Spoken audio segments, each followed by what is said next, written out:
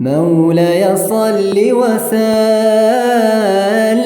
دائما أبدا على حبيبك خير الخلق كلهم. 6. Que la prière accomplie soit actuelle et non rattrapée. La prière, la personne elle est en voyage, elle remplit toutes ces conditions. Elle est en voyage, son voyage est licite. La distance est supérieure à 80 km. Elle a l'intention de réduire le nombre d'unités de prière avant le takbiratul ihram. Elle n'est pas sous la direction, elle remplit toutes ces conditions. Cette personne-là, tant qu'elle accomplit une prière actuelle, une prière qu'on appelle ada, elle peut réduire le nombre d'unités de prière. Par contre, si elle rattrape une prière rattrapée, elle effectue une prière rattrapée. Je donne un exemple concret. La personne, elle est chez elle. Elle est chez elle à Dhuhr. Hein? Elle est chez elle à Dhuhr. Elle est chez elle à Asr. Elle voyage. Là, elle voyage. Elle n'a pas prié. Maghrib, le temps de Maghrib rentre. Elle n'a pas prié Dhuhr. Elle n'a pas prié Asr. Elle dit maintenant, je suis en voyage. Je vais rattraper ces prières-là que je n'ai pas faites avant que je sois en voyage. Et je vais réduire leurs unités, étant donné que c'est des prières de 4 unités. Dhuhr, 4 unités, Asr, 4 unités. Je vais faire 2-2, parce que maintenant je suis en voyage. On va lui dire, tu n'as pas le droit.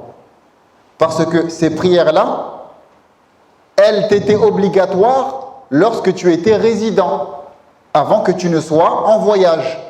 Et quand tu étais résident, tu devais en faire 4.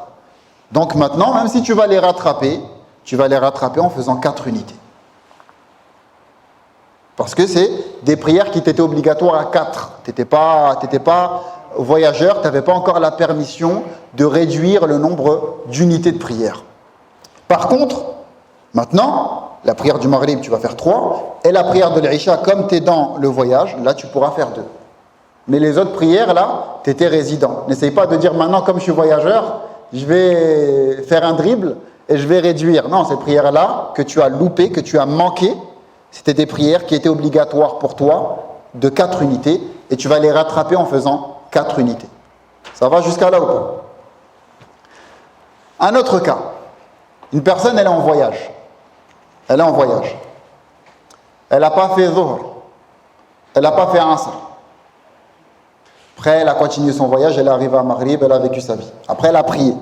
Par contre, les prières de Dhuhr et de l'Asr, elle ne les a pas accomplies. Elle était en voyage. 5 mois plus tard, elle décide de voyager. Elle dit, je me rappelle, il y a 5 mois, j'étais en voyage et je n'ai pas accompli la prière de Dhuhr et de Asr. Maintenant, je suis en voyage. Je vais les rattraper.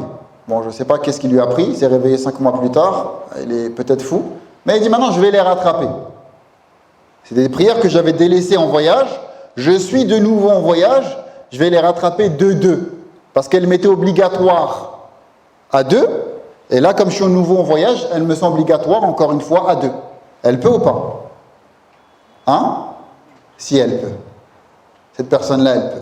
Parce que ces prières, elles lui étaient demandées de 2 unités, et maintenant elle est de nouveau en voyage, elle pourra les rattraper de 2 unités. C'est des prières qu'elle a loupées, astaghfirullah, elle a commis un péché, bien évidemment, mais elle pourra les rattraper de 2 unités parce qu'elles lui étaient obligatoires de 2 unités. C'est pas comme les prières qu'il a loupées en étant résident. Donc d'ailleurs dans l'astérique là, le voyageur peut réduire ses prières manquées pendant un voyage s'il les rattrape en étant voyageur.